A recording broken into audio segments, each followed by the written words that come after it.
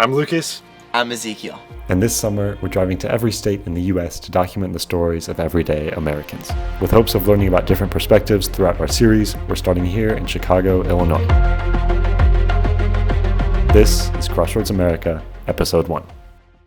Today's Memorial Day. We're here in Chicago, and we're trying to learn more about the city and the people who live here. And what better way to do that than by trying to join a family barbecue? But there's a catch. I'm vegetarian.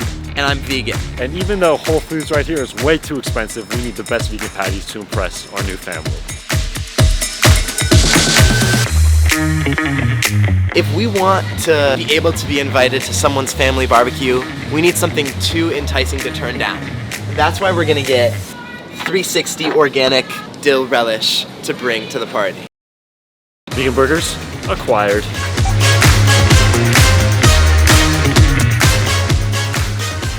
We just came across the water doing a barbecue here on the street. This year for Memorial Day, it's our first time doing barbecue ever. So what advice do you have for us? Start early. Start early? All right. All right. Damn, all right. You got the whole setup. Okay, so there's not really any families in Pilsen right now. That was a bit of a fail, but Now we're gonna head to Humbolt Park, which is another area in Chicago. let's go. Please barbecue with us. Is anyone there? Anyone?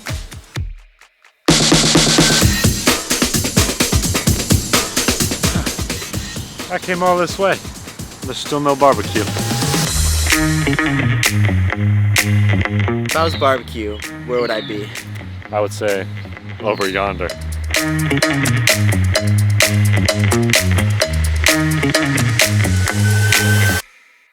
This is a little bit random, but we're making a documentary about Chicago, just trying to get to know the city better and its people better. I figured we'd make a video where we try to join a barbecue and help a family barbecue. And you all look like you're super nice, having a great time. Okay, well, this is the church. Yeah. So we'll be more than willing. I'm the pastor. That's awesome. And you guys can eat arroz con gandules, which is Puerto Rican rice. Yeah, we have Puerto Ricans, we have Hondurans, Yeah, Venezuela, beautiful, I love it. Salvador, all kinds of nationalities. Amazing. So you can make a real documentary. Okay, here. this is perfect. Perfect, I love that. They were so nice. So nice. Tons of people. Oh my God, dude. Yes. Now we're going to get our meatballs. Now we're going to the car to get our supplies and then we'll be back.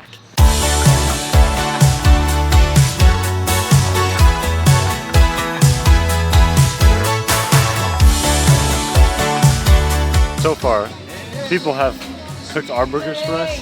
Everyone just wants to talk and learn about what we're doing. And show us their food and stuff. I just play Jenga.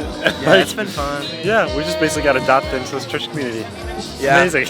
First time trying vegan meatballs. What do you think? Yeah. Not bad? Yeah, good. Okay. Okay. Okay, good. It's my first time trying vegan meatballs. It's really good. Let's go. Okay, I'm glad you enjoy it. Are you still confident you can win? Yeah. Oh no. What about you? Do you think you can? I can win. I am the winner and I am the champion.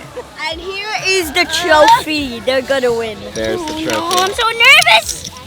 I needed some help, so I invited Alexis to join my team, and we're gonna win, yeah? You guys got this. It is cheating. Yeah, you send me into overdrive. Oh. Let's go. Who helped you get here? Who do you want to thank for your trophy? My family and him. Yeah. I feel like we just stumbled upon Connected, right? Like your the family. nicest group of people at the park right now. I'm here with Ruth Mercado. She's the pastor of the church. Yes, my husband and I are pastors of Christian Fellowship Flock Church, Rebaño Compañerismo Cristiano. We're going on 48 years. Could you believe that? That's so cool. Yes, and we're on a church picnic here at Humbolt Park in the inner city of Chicago. When I was 5, my parents moved here, and they were pioneers of pastors from Puerto Rico. They moved to Indiana, and then when I was 5, I moved here to Chicago. And I went to school here. This is my city, my kind of town. If you look around our group right now, We have a lot of immigrants because it's one of the sanctuary city, right? Yeah. And there's a lot of need here. We're not getting grants or money from it, but we are doing an outreach, and we bring them breakfast on Saturdays, and we pick them up for church on Sundays. And a lot of them, their spiritual need is where we're feeding right now, because the city has provided, homes and coupons for food, but the spiritual part for them to feel stable has been part of our ministry and our calling. We get the kids that cross the border. We encourage foster parenting while the kids until they can be reunited with the family. Come unto me, all those that are heavy laden and burdened, and I will give you rest. And that's Matthew 11, verse 28. And if I could do a billboard, that's what I would: come unto me, all those that are, because I believe we have so many people tired and worried, and without hope. You do a lot of work, like bring people together with this picnic, bring us in. There's just a lot of young people involved with the church in here. What do you want young people to know? It's so good because I see these two strangers, very handsome young men that look like my grandsons. And I bring them into our picnic, and it's been beautiful. And I think that acceptance is so important. Yeah. Because there's so many different types of young people today. The custom, the style, the beliefs. There's acceptance with love. Yeah. And when you have love and acceptance, and you don't look at the outside, and I believe that's what Jesus did. He didn't look at the outside; he looked at the heart. Right. And when you look at the heart, of our young generation, you're gonna notice their needs. They're wanting. They're welcoming. We're all created. We all have goals.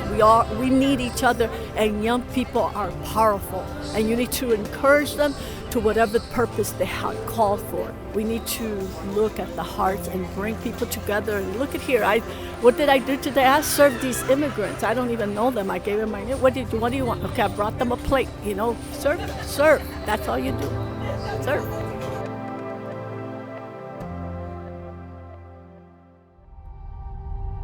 It's part 2 of the episode, and we're getting an inside look at how Chicago has gained a reputation for gang violence, and what the future holds for the city. We have been systemically pushed down for generations, and you have people who are trying their hardest to climb out of a hole that they were really born into. When you are in a community that has suffered as greatly as Austin, for generations, people are literally trying to survive. They fall to selling drugs or being a part of a gang or being a part of something that they just try to make some quick cash. A lot of these kids get caught up trying to get a meal. Some of them are helping their parents take care of their younger siblings. Some of them are paying bills. People don't think about that. Most of the young people that are with me right now, I met when they were 9 and 10 years old.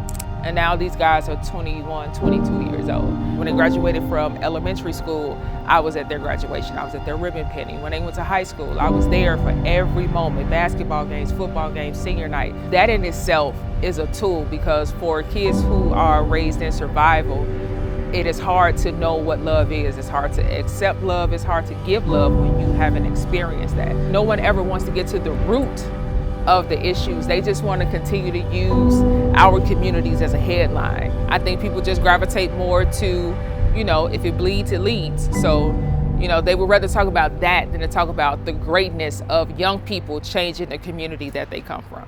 It's day 3, and we're filming in West Garfield Park at a community center. Aisha organized an event to bring kids together to talk about safety and the futures of their communities. Instead of looking at the news, we want to hear from kids who actually live in these communities. But first, we had to establish ourselves as legit hoopers. All right, we need to smoke some kids in basketball. Do you guys want to do a little 3v3? All right. Do you think you can win? Yes. We can't lose this. It's too easy. It's 2v3. We're a little outnumbered by these kids. We got the height. Let's go. Yeah. I've been practicing. I've been thinking about it mentally.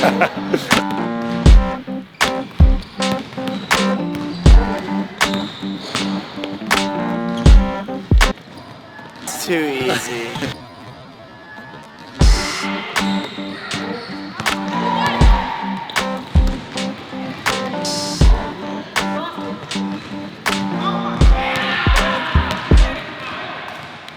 After a quick win in basketball, we listened as kids talked about what would make them feel safer in their communities.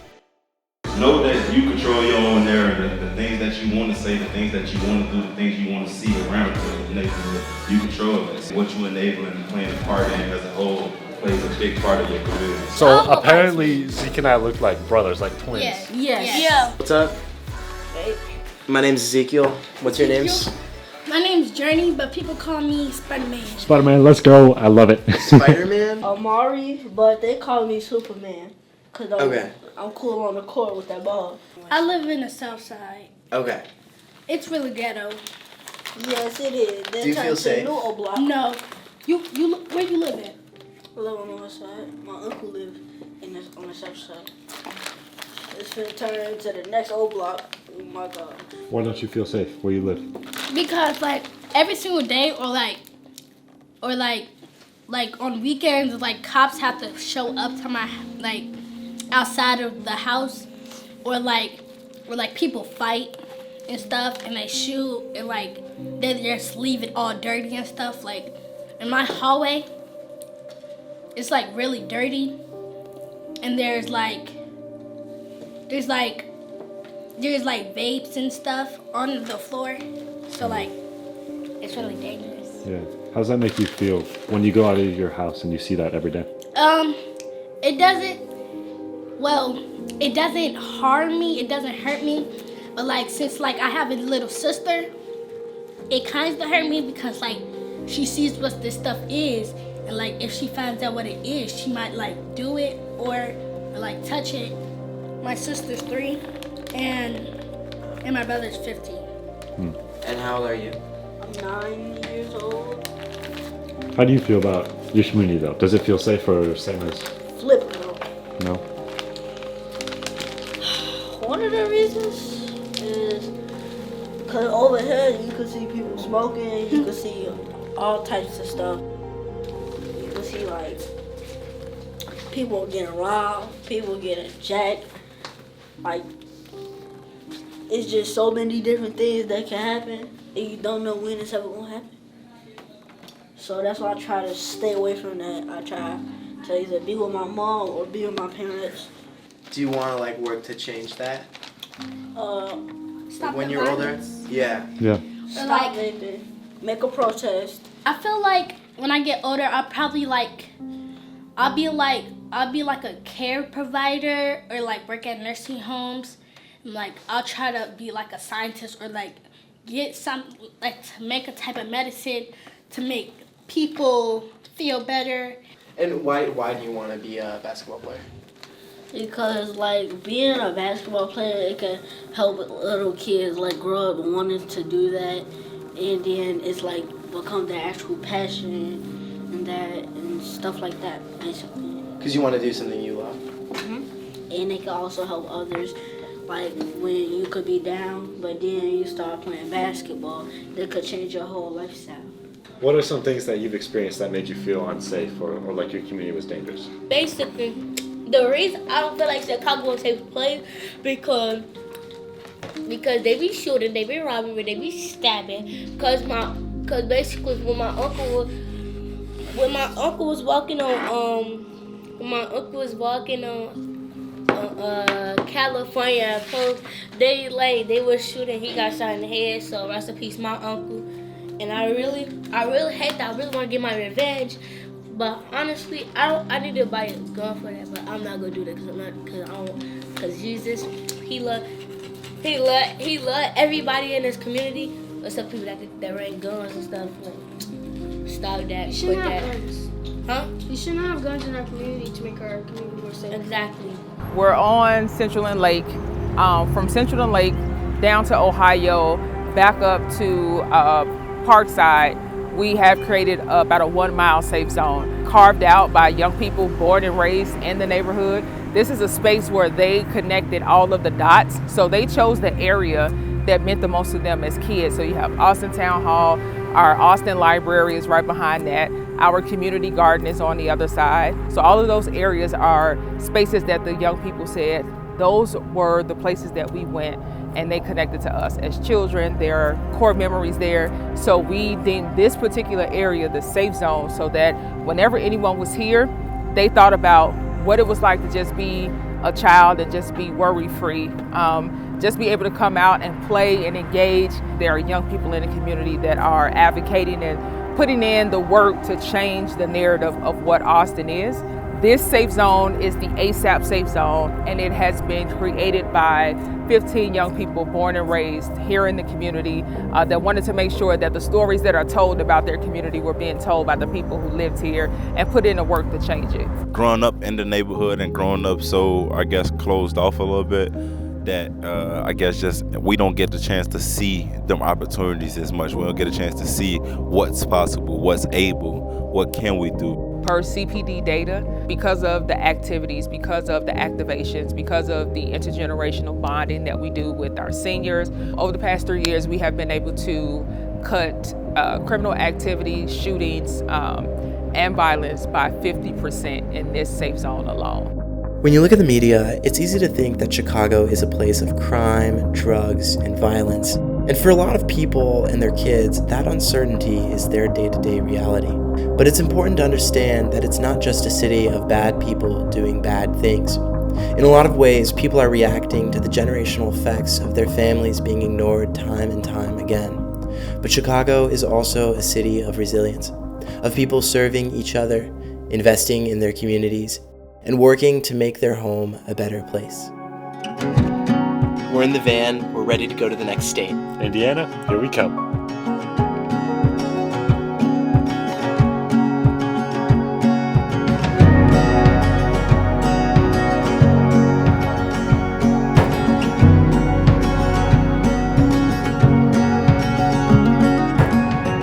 So, this is the YouTube channel, and you should subscribe and like and turn on post notifications. That's right, you tell.